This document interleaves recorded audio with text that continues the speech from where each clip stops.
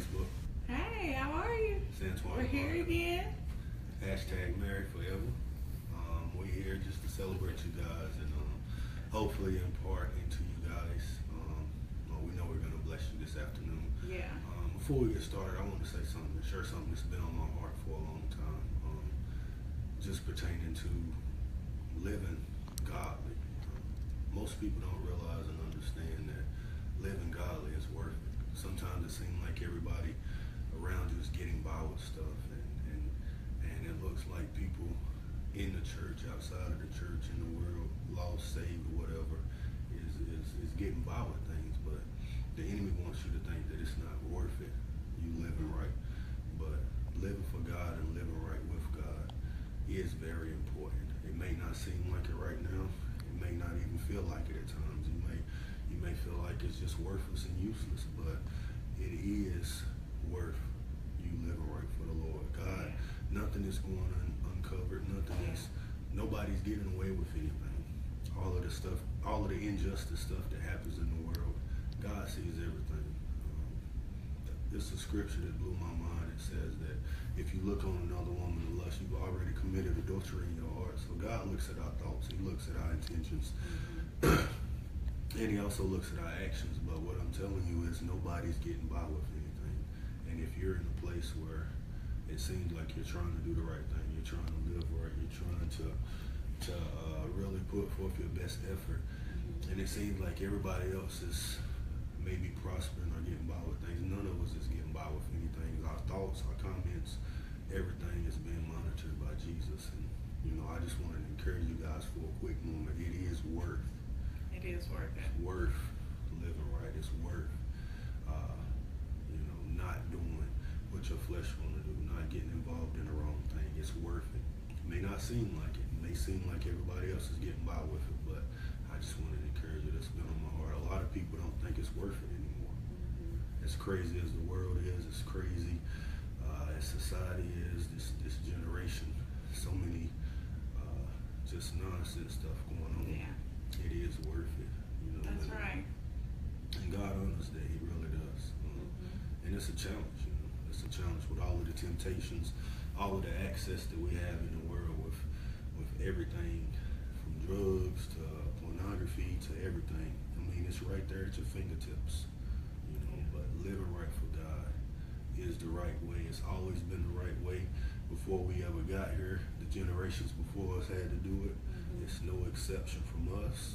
This grace thing does not cover you from living the way you want to live. This grace thing keeps you and empowers you to That's right. to live the right way. Yeah. So that was a side note that's been heavy on my heart. I just felt, and I could see that most believers don't even feel like it's worth living right anymore. Yeah. So, but since I got that off my heart, we're here to encourage you. This month in June, we're going to be talking about communication. Can you guys hear us? We got some great information to share with you about communication. I know I need to speak up.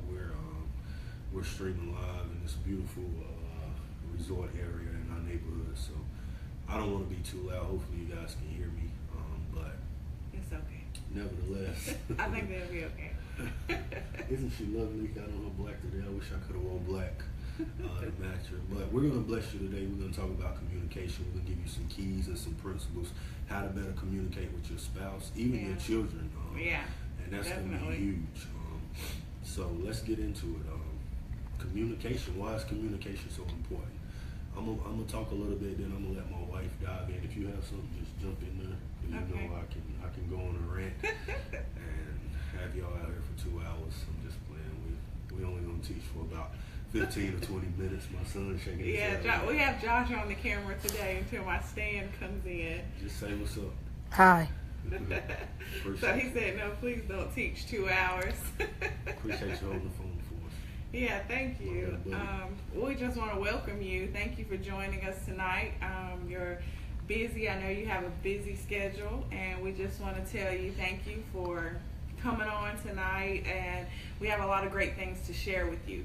So get ready, take some notes, and we want to hear your comments. We would love to hear your testimonies as well on Yeah, any questions you may have in the next couple of weeks, now you can inbox us for any prayer that you would like.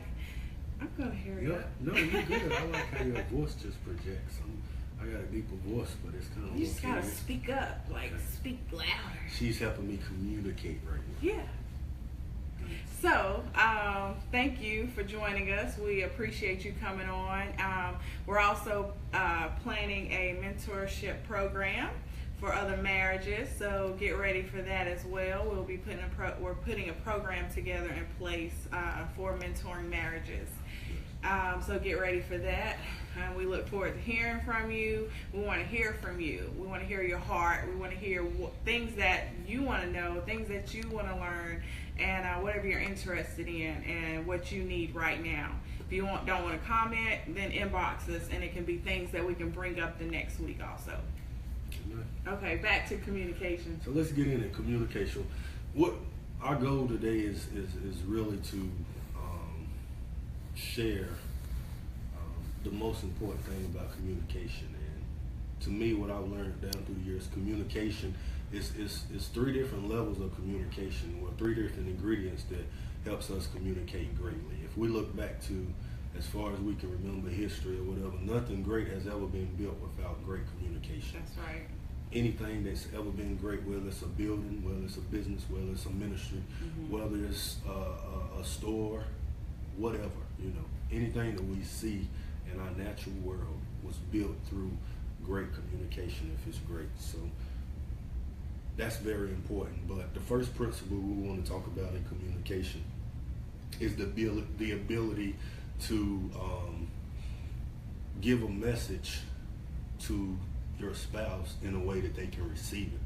Great communication. One of the most important things about communication is how can I communicate or talk to her in a way that she's going to receive it, and not just receive it, but receive it with joy. Yes. Wouldn't it be amazing if you could learn how to talk to your children, talk to your spouse in a way that they receive everything that you said with joy and with love? I'm old school. I come from a generation where whatever the adult said went. I couldn't ask no questions without getting smacked in the mouth. I got whooped when I was growing up, but hey, I turned out pretty good. So, but this next generation, they're what we call the millenniums. They communicate on a whole totally different. Their respect is not there. Their understanding is not there. How they feel could be based on anything.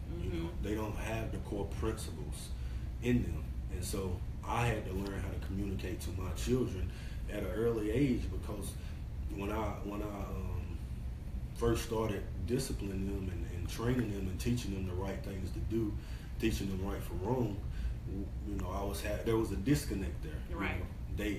I could tell, and they wasn't either listening or they wasn't really paying attention, and they was toning me out, blocking me out, and it was causing me to be frustrated.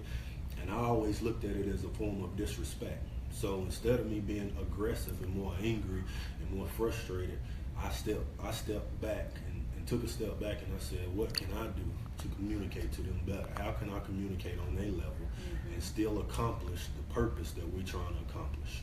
And so what I had to do was start talking to them in a different tone, talking to them in a different language. Right. Stooping down to their level. There's nothing wrong with stooping down to somebody's level.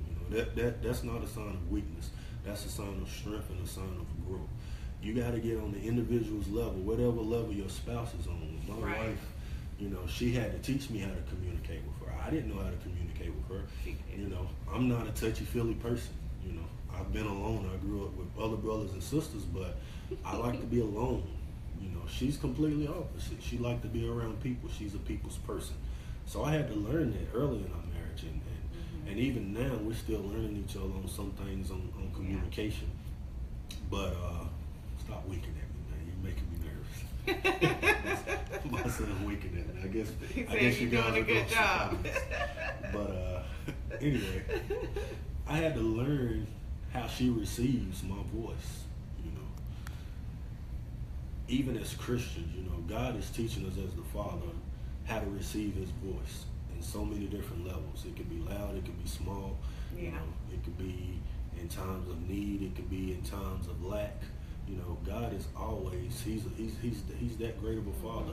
He communicates to us where we are. That's what right. I love That's so about the Lord. true. But I had to learn how to communicate effectively to my wife, and she helped me figure that out. It was pretty rough at times, you know. Whip out.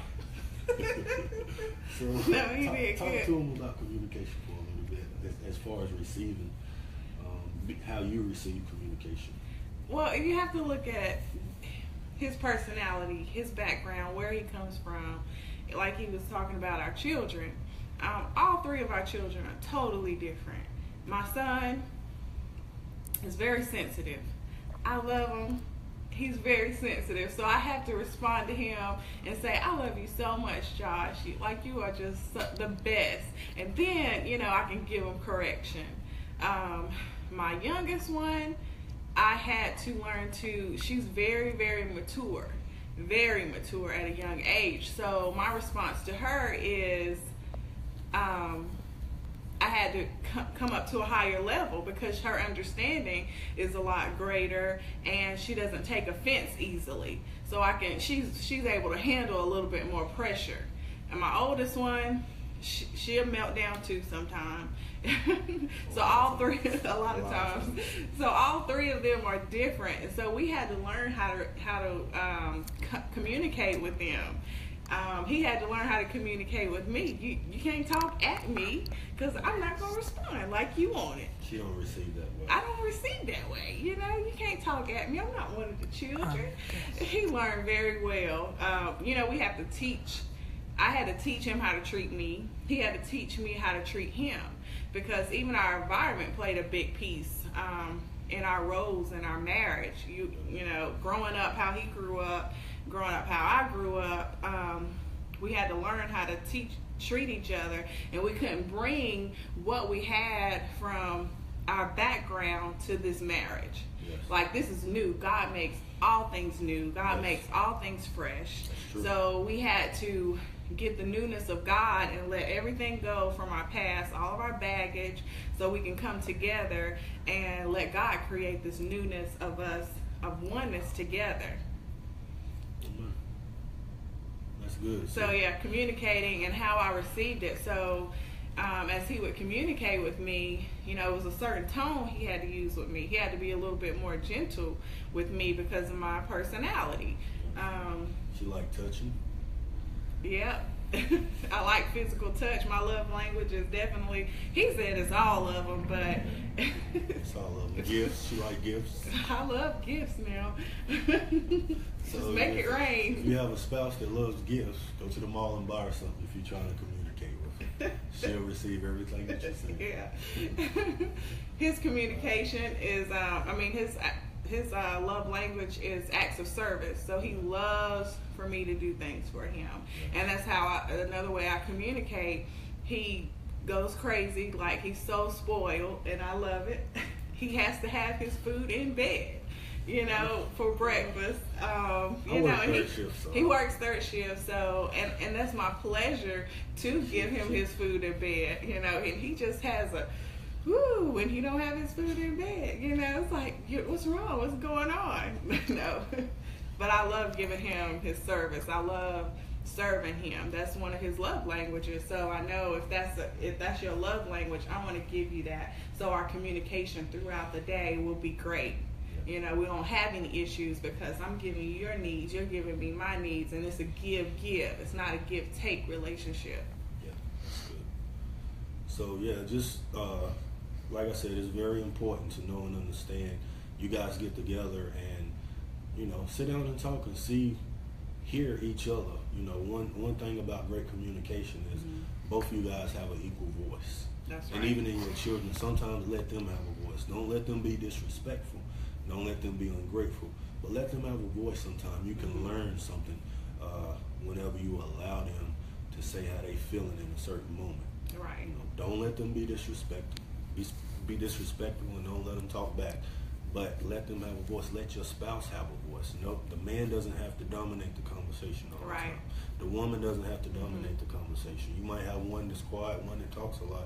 You know, if you talk a lot, just sit back and be quiet sometimes. That's right. If you don't talk enough, learn how to speak up. Get creative. Say things, you know. Ask them about their day. So you guys on your way to great communication, like I said, being creative in how you get each other to receive your communication is very important. So yeah, that's number one. Learning, you know this person, you know the person you married.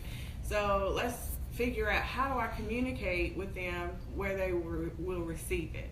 Yeah. I don't want to talk at them. I don't want to talk down to them. You know, I want to show them respect and do everything in love. Yeah. So the next point we want to bring out is listening. Listening is very important. Getting my wife to listen the way I need her to listen. Sometimes I have to stop and explain to her where my mindset is, where my attitude is in that moment, because she can sometimes automatically assume that I'm in a place of strength and I really don't need a lot of attention, but I could be having a bad moment and she haven't picked up on it yet. And if I don't tell her, and if she's not in a listening mode, I have to sit her down and say, I just need you to listen right now, so I can show you where I'm at, show you what I'm dealing with in this frustrating moment, and then she knows how to automatically just shut down everything that she's doing and give me that undivided attention, so she'll know how to respond in a way that I need her to respond. And sometimes I just need her to listen. Sometimes she just need me to listen. She don't need me to solve her problems every time. Sometimes she do. She want my help. She want my voice. She want my reassurance that everything is going to be okay. You know, but if I don't listen and really hear what she's saying, then that communication is going to be a disconnect in that communication, and it could lead to frustration. It could lead to an argument. Bitterness. It could lead to a misunderstanding. You know, so many people argue and get frustrated. Marriages have ended over simple misunderstandings because of that line, that grounds of communication. They never worked on that grounds of communication. They just put stuff out there all the time, and nobody came together and sat down and talked about, you know, how do you communicate effectively to me, and how do you communicate effectively, you know, to her. So listening is very important. You know, we have to be great listeners. That's the next phase of great communication. Number one was communicating in a way that the individual can receive, and number two is being a great listener. Yeah, you always want to listen to hear, not always listen to respond. Like if I'm talking to him, I don't want, or he's talking to me about something, I don't want my mind to be running where, okay, I'm getting my stuff together so I can respond, because I'm really not hearing him. You know, I want to listen, just to listen to him, to hear his heart as he's pouring out to me, because you may miss something very important. So, you know, you want to listen just to hear what's on your spouse's heart or your children's heart. Don't always listen to respond. Like he said, some people, you're not looking for advice. Sometimes we just want you to listen. They just want you to listen. Just hear them out. I've heard children say to me many times that my parents, they just don't hear me. They don't listen to me. They don't hear what's on my heart. So let's just listen to respond. Yes. Not to respond, sorry. Let's listen to hear, not to respond. Yes. And Josh, make sure your hands are not on the bottom. Covering up the speaker. Hold it around the side. Thank you. Next time we have my stand coming. But I appreciate my baby helping. So those are two principles we want to leave you with. We have many more to talk about next week. This time we don't want to overload you guys, but we want to bless you. We know you're blessed. We know you're encouraged. Remember, living right for the Lord is the right thing to do. It may seem like you can get by with stuff, but we're not getting by with anything. You know, God is faithful. He is real. His love is real. His power is real. His favor is real. You know, and every day we're walking by faith in the midst of this chaos that's going on in our generation. And we're believing God that the power of God will prevail. And we'll see his glory manifest in a mighty way. So we love you guys. You want to say anything else? Yeah, why is communication important? You're asking me? Yes, I'm asking you. Why is it so important? Like I said earlier, in order to be to build something that's great and long lasting, I feel like you have to know how to communicate. That's my number one response to it. There's so many more responses, but like I said, nothing great has ever been done, without great communication. And what I've learned, through the years, and I'll let you guys know, is if you just open your mouth and share where you are, you can avoid a lifetime of problems, a lifetime of pain and suffering, just by opening your mouth and telling somebody, communicating with someone, right. Where you are. A lot of major problems could have been avoided in a lot of people's lives if they would have knew how to communicate. That's the first thing the enemy wants you to do, is shut you down from communicating. Right. He wants you to be isolated. He wants you to be separated, and he wants you to be in a place where you cannot effectively communicate, because he know and understand, if you communicate right, God will always step in and make a way out of no way. But guess what? If you don't speak out, if you don't communicate, you're only hurting yourself. Right. Because it's a trick of the enemy to isolate you. We have to teach our children, especially my oldest daughter. The enemy tries to isolate her so many times. As a teenager, teenagers go through, they want to be by themselves. No, you're not going to be by yourself all the time. So, why is communication so important? Do you have anything else to add? Yeah, it's just, I don't have anything to add, Josh. It's the enemy's job, to try to bring discord in a marriage and in a family and in relationships, not only marriage, but in relationships, to, create that strife, create discord where you're not getting along, to create a spirit of offense. But if we're doing everything as we do it unto the Lord as our act of worship, then offense can't step in. Yeah. So if we're doing it in our act of worship to the Lord, if I'm serving Him in my act of worship to the Lord, I'm serving Him, but I'm really serving God. I'm really worshiping through this. I'm really worshiping through serving my children and parenting my children. Yeah. So, it's so important that we have communication, because it creates love, joy, peace, understanding. And when you have one accord, God can move when you're on one accord. Amen. And you don't have any open doors. When you have discord in your marriage, or discord in your home, or strife, then there's an open door that can come. But we want to close every door that's been open and close it through. So we challenge you, get together with your spouse or your children, any relationship that you have, get together with them and come up with a goal for communication for the rest of this month as we're speaking about it. Talk about their needs, your needs, and create a goal over the next couple of weeks on what you can set. Don't have a whole list out for that person. Just a small list of reasonable goals that you guys, we challenge you to set. Pray over it. Come together. Pray over it. Give it to God, and watch God change that situation. Watch God, change it around. Yeah. That's good. I like that. Yeah. So that's the challenge. It's up to you guys to make it happen. Yeah. Listen, it's Antoine and Monica, #married forever. Thank you guys to have a great marriage through great communication.